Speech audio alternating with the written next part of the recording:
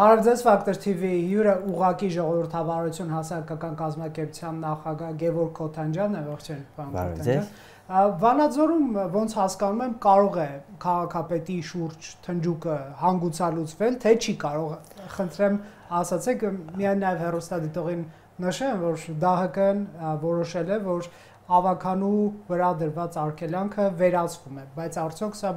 ընտրության մասին։ Տեսեք, ըստ երևույթին այո, հարկադիր ծառայությունը այլևս հնարավորություն չուներ եւ իրավունք չուներ երկարաձգել կամ վարույթը չկարճել, որովհետեւ կողմերից մեկը դիմել էր իրենց։ Հիմա նախապատմությունից երևի սկսենք, որ 4 տարի առաջ, այսինքն նախ այդ արգելանքը ինչու էր դրվել, այո։ Թիմ ընտրությունների հաջորդիվ փուլում Լուսավոր Հայաստան կուսակցությունը, քանի որ իրեն մոտավորապես 10-15 ձայներ պակասում մեկ մանդատի համար, այստեղ իրանք դիմացին դատարան պահանջով, որպեսզի իրենց տրամադրվի մեկ մանդատ վերահաշվարկի հիմքով, հա։ Այս գործընթացը ըստ երևույթին չպետք է դատարանը վարույթ ընդուներ, քանի որ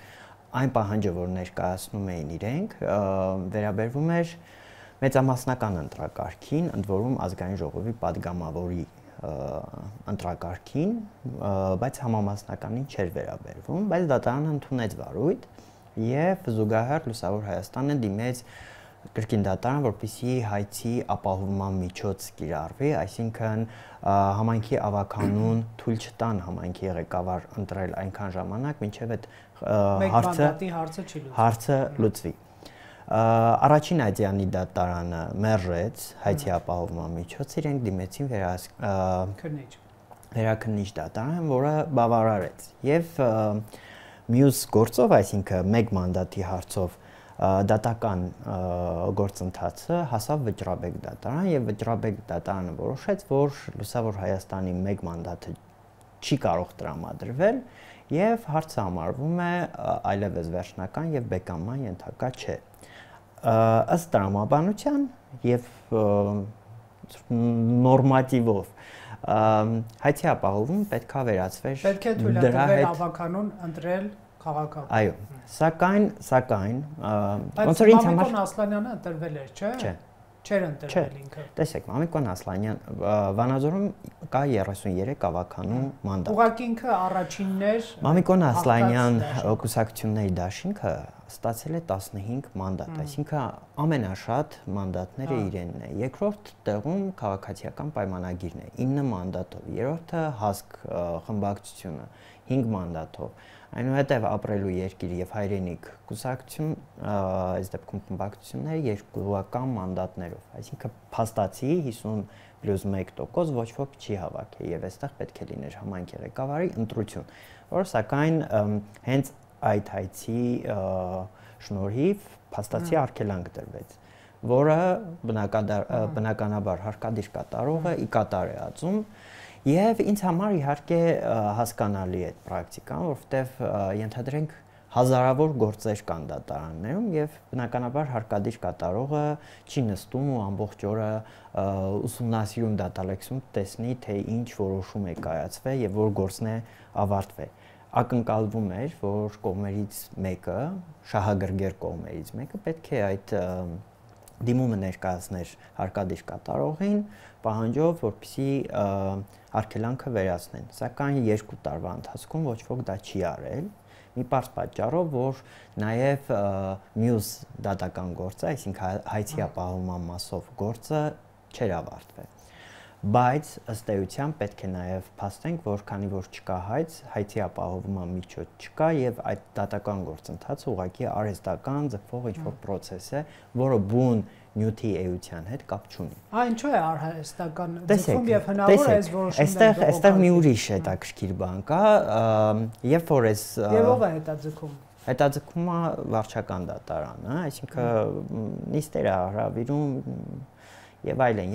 եւ այստեղ շատ հետաքրքիր էր, որ Լուսավոր Հայաստան կուսակցությունը իր հայցից հրաժարվեց, որպեսզի Վանաձորում տեղի ունենա ի վերջո համայնքի ղեկավարի ընտրություններ։ Այսինքն այն որ դատական իշխանությունները դատական համակարգին են հղում անում, որ իբր արգելակում է դատական համակարգը, լուսավոր Հայաստանը դիմեց վերաքննիչ դատարանին հրաժարվելով իր հայցից։ Այդ գործը քննվեց եւ դատարանը որոշում կայացրեց։ Սակայն կա 1 ամիս բողոքարկման ժամկետ, որով որ կարող են դիմել վճռաբեկ դատարան, բայց ըստ էության հայցի ապահովմանը իրանք չեն անդրադարձել, այսինքն դատավորը իր վճռում հայցի ապահովմանը չի էլ անդրադարձել։ Ինչու՞, որովհետև կա պարզ պատճառ, որ հայցի ապահովում չկա, այսինքն չկա հայց, չի կարող լինել հայցի ապահովում։ Հիմա այս որոշումը ինչի մասն է։ Այս որոշումը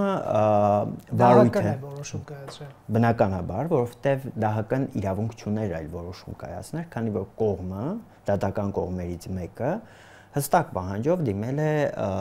հարկադիր ծառայությանը, որպեսզի վարույթը կարճեն։ Եվ նախորդ շաբաթ է դիմել եւ 3 արդեն պատասխանը կա ու վարույթը կարճված է։ Ընդ որում ներքևի հատվածում հստակ գրված է, որ ըստ էության նույնիսկ բողոքարկումը չի կարող ազդել գործի վրա բացառապես, այսինքն հնարավորությունը, որից որ պետք է օգտվեն process-ը երկարաձգելու համար եւ բողոքարկելու, կարող են բողոքարկել միայն դատական կարգով, այն էլ պետք է հիմնավորեն, թե ինչ վնասներ կարող է կրել, ենթադրենք համայնքը կամ հանրային շահը ինչ վնաս կարող է սրանից կրել, որպեսզի դատարանը դա դիտարկի եւ լրացուցիչ միջոց կիրառի, արգելանք կիրառի։ Իսկ կներեք, հիմա այս խմբակցությունները ձեր տեղեկություններով ինչ են մտածում, ընտրել նոր համայնքապետ, թե գնալ նոր ընտրություններ, եթե չեն ընտրում նոր, եթե ընտրում են համայնքապետ, նա կառավարելու է մինչև 26-ի դեկտեմբեր, որովհետև 21-ի դեկտեմբերն էր տեղի ունեցել ընտրությունը։ Ընդհանուր առմամբ եւ նիստ գումարվելու է արդյոք։ Ընդհանուր առմամբ նիստ չգումարելու հնարավորություն չկա, որովհետև 10 օրյա ժամկետ է տալիս օրենքը եւ այս դեպքում եթե նույնիսկ բողոքարկեն դատարան, տեսեք, Վանաձորի գործը քննվում է 4 տարի։ Նիստերի հաջորդականությունը 4 ամիս, 6 ամիս է։ Հիմա եթե դատարանը դա ընդունի վարույթ եւ արագացված կարգով սկսի դիտարկել, ստացվելու է, որ ինքը դա ընկալում է որպես ընտրական վեճ, որովհետեւ մնացած պարագայում ինքը չի կարող այդքան արագացված անցկացնի։ Եթե ինքը ընկալում է դա որպես ընտրական վեճ, ապա որն է իմաստը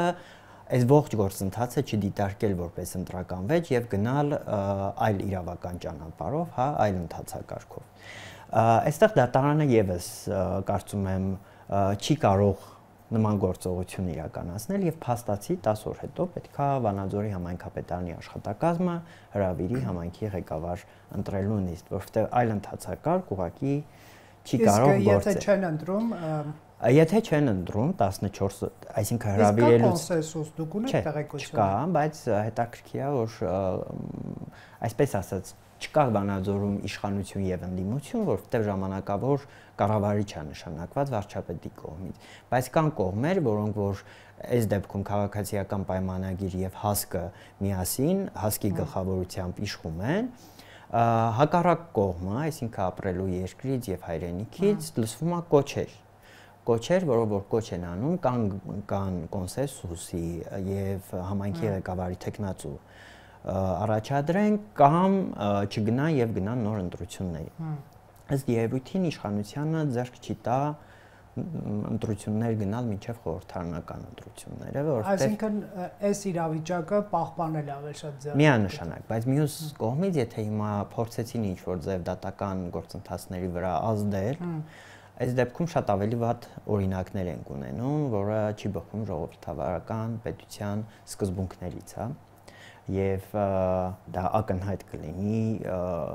գործադիրի կողմից միջամտություն։ Իսկ միջամտության հնարավորություններ պահպանում է գործադիրը։ Ինչ միջամտություն։ Էլի կանխարգելելու ընտրությունը կամ տեսեք, հիմա ես չգիտեմ, տրամաբանությունը ինձ ասում է, որ իրանք պետքա գնան ինչ-որ ձևով բողոքարկեն։ Բայց եթե այդ բողոքարկումը չեղավ դատական կարգով, այսինքն դատարանը չի կարող ուղղակի այդքան արագացված ամեն ինչ անի, այսինքն ստացվում է որ 24 օր հետո կամ համայնքը պետք է ունենա համայնքի ղեկավար կամ չպետք է ունենա եւ պետք է ավականից ծրվի։ Սա է ընթացակարգը, որից դուրս գալը, այս տնջուկից դուրս գալը այլ ընթացք ստանալու դեպքում փաստացի դա անցալվելու է որպես գործադիրի կողմից ակնհայտ միջամտություն, որովհետեւ ուրիշ տարբերակ չկա։ Իրավական դաշտը այդքան էլ բան չի, էլի smart չի, որ ասենք կարա այս կամ այն ձևով խաղա։ Ի վերջո խոսքը գնում է վարչական դատարանի մասին, իսկ վարչական դատարանը ինքը գերմանական պրակտիկա է, գերմանական պրակտիկան նման բան անհնար է ուղղակի իրականացնել, հա։ Ոնց որ մենք օրինակը վերցրել ենք Գերմանիայից եւ այդ օրինակին հակառակ չենք կարող գնալ, որովհետեւ բուն սկզբնաղբյուրը գերմանական տալիս է իր տրամաբանությունը դատավարության։ Իսկ Հայաստանի կառավարող կուսակցություն քաղաքացիական պայմանագիրը հնարավորություն ունի, այսպես ասենք, մտնել ինտրիգների մեջ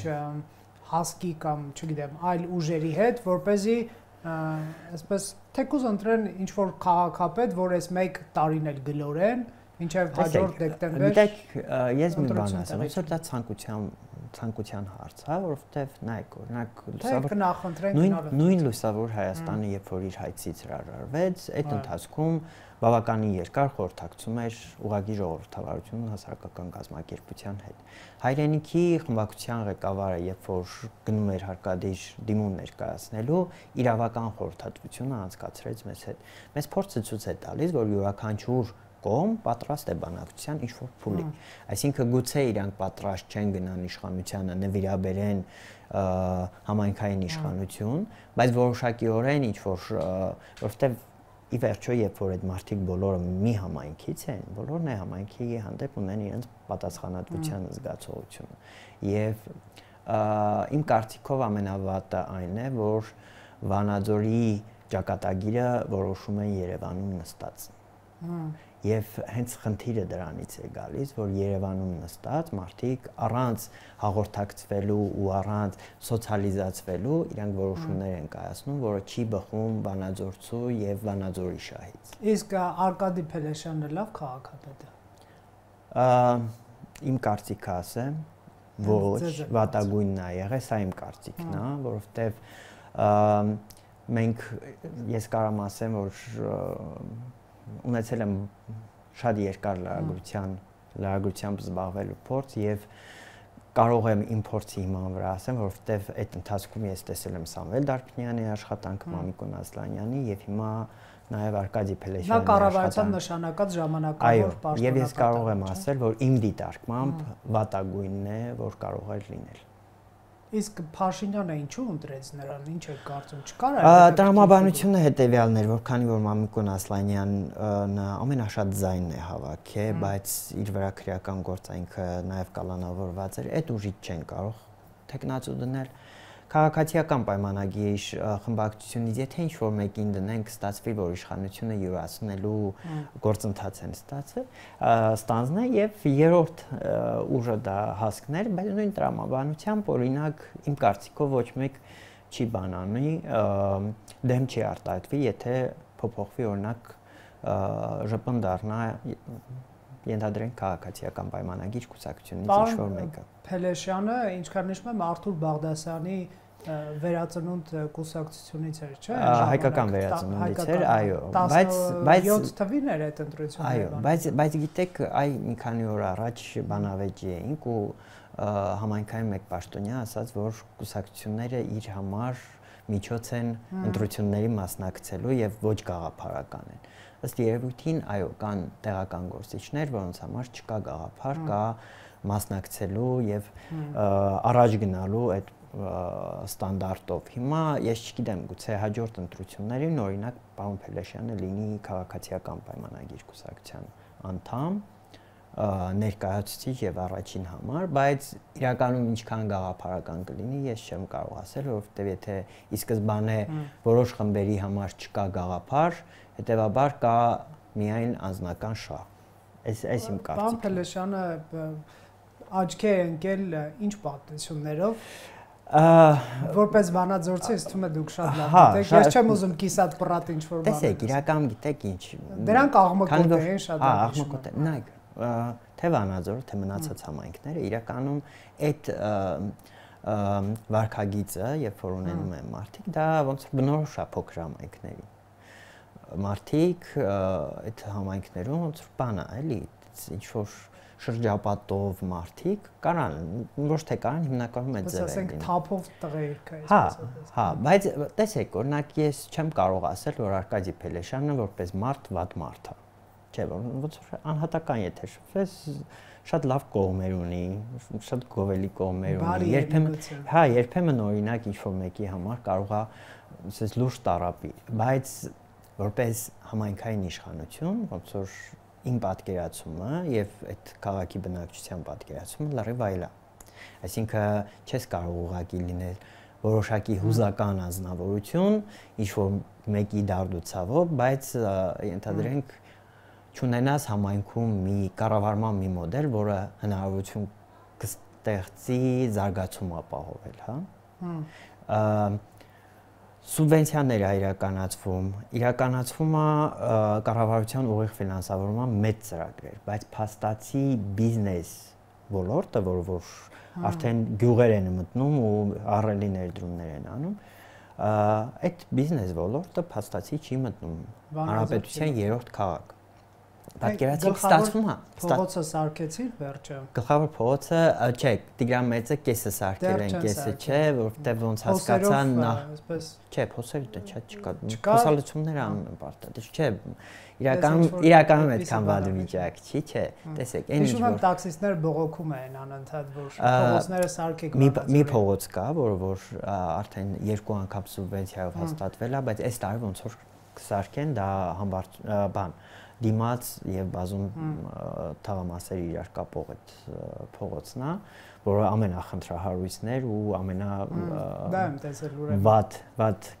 վիճակով, բայց մնացած փողոց, բայց այստեղ խնդիր կա, տեսեք, եթե մենք զարգացումը որպես այդպեսին չենք ապահովում բիզնես միջավայրի համար, սուբվենցիա եւ կառավարության ուղիղ ֆինանսավորումը ապահովում է բարեկեցություն ընդամենը մի քանի տարի։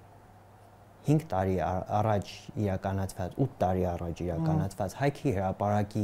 բազմամիլիոնանոց ծրագիրը այլևս գոյություն չունի, որովհետեւ դա ամբողջը քանդված է եւ համայնքը եթե չի կարողանում ստեղծել լավ միջոցներ, որպեսզի կարողանա հետագայում ինքնաֆինանսավորվել, 10 տարի հետո նորից խնդրելու է կառավարությանը միջոց հատկացնել, որպեսզի կարողանա ինչ-որ ձևով այդ քանդվածը էլի շտկել։ Հենց դա է խնդիրը, որ քաղաքային պլանավորումը ինքը չի ենթադրում ինչ-որ բան կառուցել, ինքը ենթադրում է նաև ստեղծել միջավայր, որը կապահովի համայնքի բյուջեին այնքան եկամուտ, որ հետագայում կարողանա ինքը ինքնուրույն իրագործել իր ծրագրերը։ Իսկ մենք այսօր Վանաձորում միայն դեռ այն ապօրինի դոմիկների դեմ ենք պայքարում, հա։ Եվ չենք կարողանում հասնել ըստ երևույթին մարզպետարան, համայնքապետարան միասին նույնիսկ չեն կարողանում սուրճի ապարատների դեմ պայքարեն եւ այդ պայքարում հաղթել։ Ինչ որ մի բան ինձ հուշում է, որ պայքարողները միշտ հովանավորում են այդ ոչ այնքան օրինական բիզնեսը։ Կոմենտ չեմ կարող անել։ Այս ուղղակի այնպես ապացույցներ չունեմ, բայց սովորաբար այդպեսի մի բան լինում է։ Իսկ ընտրությունների տրամադրություն կա Վանաձորում։ Տեսեք, Վանաձորում կա շատ այսպես հիասթափված վիճակ եւ շատ դժվար է ասել, թե ընտրությունների պարագայում կլինի մասնակցություն, թե չէ։ Որովհետեւ առնվազն այս դատական գործընթացների դեպքում մարդիկ տեսել են առնվազն վճիռներ, 6 անգամ վճիռ են տեսել, որոնք կյանքի չեն կոչվել։ Եվ ամեն վճռից հետո մարդիկ ուրախացել են եւ այդ ուրախությունը հիասթափություն ա բերել։ Հիմա այս հերթական հիասթափությունը ինքը շատ լուրջ կարա նաեւ ազդի խորհրդանական ընտրությունների վրա, որովհետեւ քաղաքական վերադասավորումներ են գնում եւ բնականաբար սա պետք է բոլոր կուսակցությունները օգտագործեն։ Ընդ որում ես չեմ բացառում, որ եթե հիմա փորձ կատարվի ինչ որ կերպ վերևներից ազդակ հնչեցվի եւ դատարան որոշում կանգնացնել գործընթացը, չեմ բացառում, որ կողմերից 3-ը օրինակ դիմեն սահմանադրական դատարան եւ սահմանադրական դատարանին ներքաշեն այս պատմության մեջ, այսինքն ՍԴ-ն այս դեպքում կամ պետք է խոսի սրա հակասահմանադրականության մասին, որը իշխանության յուրացման որակում որպես այդպեսին չի կարող տալ, որովհետև քրեական օրենսգրքում տիմը իշխանության յուրացման տիմի յուրացումը իշխանության յուրացման գործընթացում հավասար չի, բայց պատժելի արարք է, բայց միևնույն ժամանակ, այսինքն եթե սահմանադրական դատարան հասան եւ սահմանադրական դատարանը եւս այդ թեզը ապացուցեց, բան արավ, պահեց իշխանության հասարակությունը շատ ավելի լուրջ է հիասթափվելու, որովհետև այստեղ ստացվելու է, որ մենք չունենք ոչ իրավական դաշտ, եւ չկա տեղական ժողովրդավարություն, ոչ դատական համակարգ, մի բան է դնել էլի իշխանության բանը, դհոլի տակ պարում։ Այս իհարկե շատ հիասթափեցնող է լինելու։ Մենք տեսնում ենք տարբեր նախադեպեր, երբ որ մարզերում հատկապես ինչ որ համայնքներում հաղթում են կամ կոալիցիա ձևավորելու հնարավորություն ստանում ընդդիմադիր ուժեր, Ռոբերտ Քոչարյանին, Սերժ Սարգսյանին հարող տարբեր խմբեր, հա, ընտրվում են, հետո մի որոշ ժամանակ հետո պարզվում է այդ ընտրողներից ինչ որ մի ավականի, ասենք Գալավերդիում, ոնց որ քպական տրամադրություններ ունի այդ մարդը ու համայնքապետին անվստահություն են հայտնում, ընտրում են քպական համայնքապետ, Վանաձորում ընդհանրապես ոնց հասկացա համայնքապետ հնարավոր չեղավ ընտրել, Գյումրիում տեսանք կալանավորվեց, համայնքապետը ընտրված, այստեղ երկու տարբերակ կա, ձեր դիտարկմամբ որն է, կամ ընդդիմությունը չունի մաքրամաքուր թեկնածուներ եւ ոնց պտտվում է իր բոլոր տեխնացուները, կաշառակերներ, կոռուպցիոներներ եւ ապագա այսպես հանցագործները եւ իշխանությունը շատ հանգիստ ձևով նրանց խոցելի դարձնելով քաղաքը ճակերտավոր գլխատում է, զրկում է կառավարումից, կամ էլ չէ, այդ մարդիկ իրոք նորմալ ընտրվել են եւ սա իշխանության հակաժողովրդավարական վարկն է։ Նրանք մեղավոր չեն, սարքում են այդ գործերը։ Կներեք, բայց քանի որ էլի օրինակներ կան, ասեմ ձեզ, Ախուրյանում, եթե չեմ սխալվում, Վարդենիսում եւ տեսեք, մեր կազմակերպությունը, քանի որ շուրջ 30 համայնքում ուսումնասիրություններ է անում, հենց թիմերի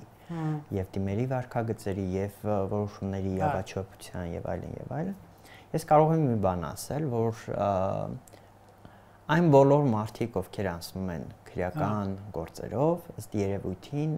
99% դեպքերում ես կարող եմ ասել, որ այդտեղ շինծու ոչինչ չկա։ Սա իմ կարծիքն է, ես ոնց որ կամ մեղության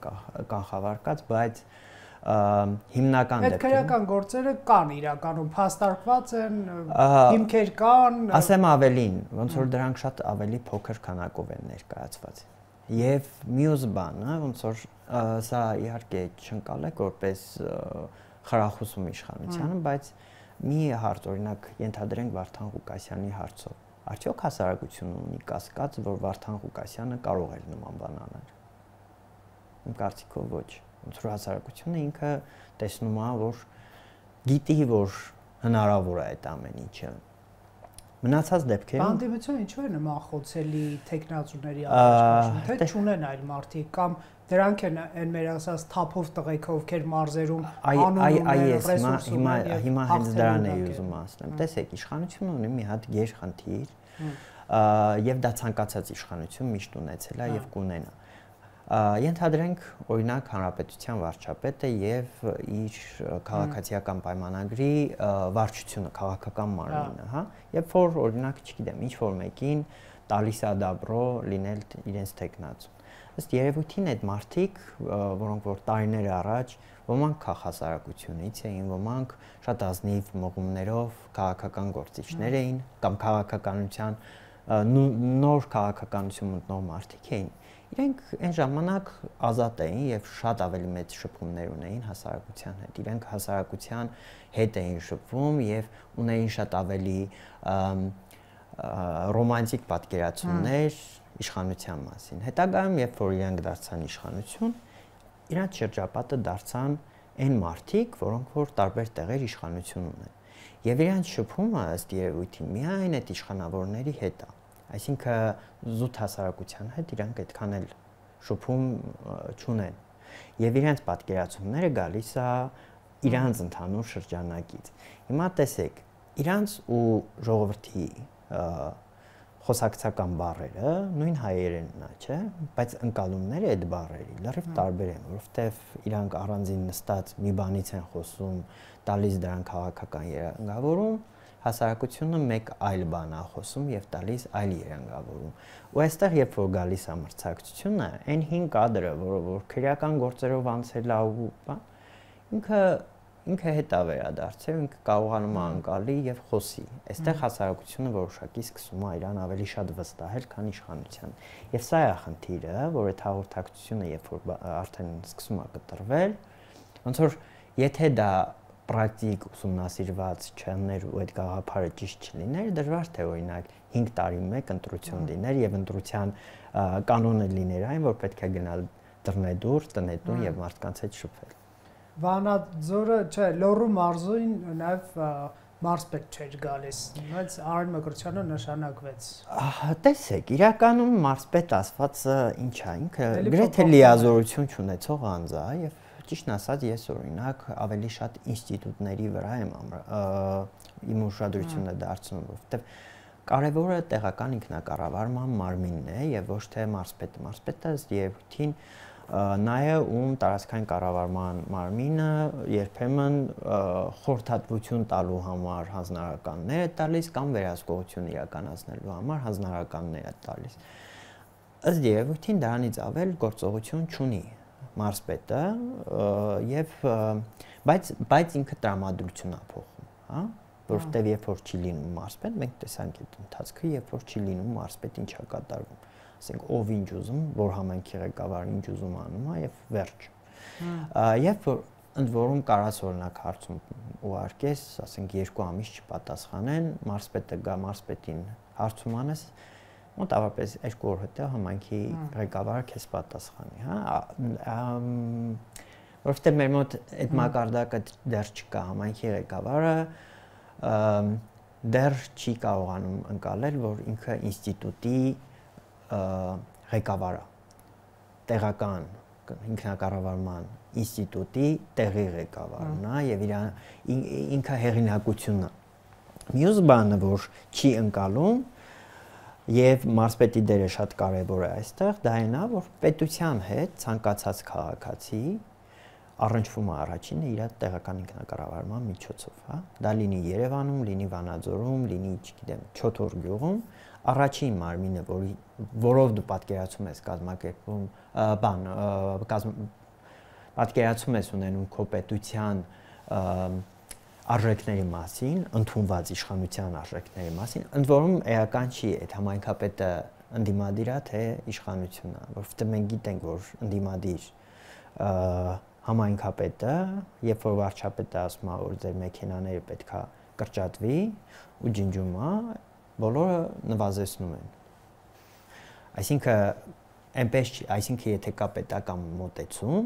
մոտեցմանը նաև այդ նույն ընդդիմությանն համագործակցում եւ գնում են ուղով, որով որ տանում է Վերնախավը։ Հետևաբար կնեք Նիկոլ Փաշինյանի կառավարության արժեքային համագարքին վանաձորցիները առնչվում են պարոն Փելեշյանի հետ շփումով։ Այս դեպքում հա, եւ վանաձորցիների համար Նիկոլ Փաշինյան համակարգը ունի նույն դիմագիծը, ինչ Արկադի Փելեշյանը, Վարդան Ղուկասյանը Գյումրիում, որովհետև Նիկոլ Փաշինյան համակարգը, ոչ թե անձը, այլ համակարգը կրում է Վարդան Ղուկասյան դիմագիծը եւ այդպես յուրաքանչյուր համայնքում։ Շատ բարի է մեր ավարտը զրույցը, եկեք հենց այս տոնով ավարտենք, շնորհակալ եմ։ Շնորհակալություն ձեզ։ Ինչ է կատարվում Վանաձորում, Factor TV-ի հյուրընկալել են Գևորգ Քոթանջյանը։